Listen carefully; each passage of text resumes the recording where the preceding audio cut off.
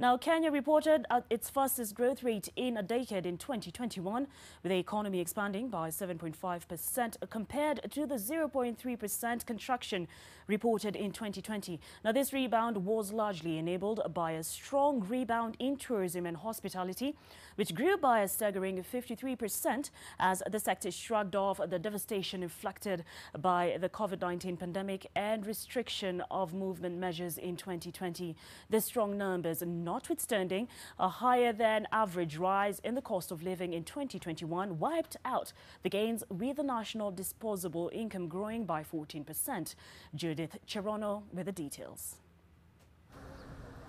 Kenya rebounded to pre-COVID-19 growth momentum in 2021, with the economy expanding by 7.5%, the fastest growth rate reported since 2010. The strong rebound in the economy was enabled by the bounce back witnessed in tourism and hospitality and the resumption of activity in the education sector.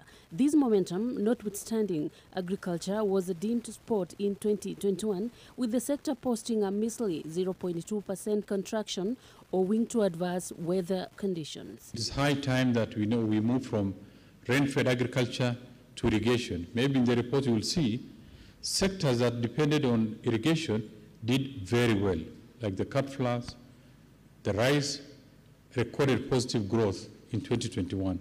As a country, we must look beyond production of raw materials. We must look at value addition, because this sector, particularly the manufacturing sector, provide that much needed employment for our youth. In 2021, the economy generated a total of 926,100 jobs, 81% of which were in the informal economy. Despite a 14% increase in national disposable income, a higher than average cost of living, with inflation at an average of 6.1% compared to 5.4% in 2020, wiped out households' purchasing power in the year under review. The wage employment in the modern sector recorded a growth of 6.9%, and the informal sector is accounting for 81.4% of employment.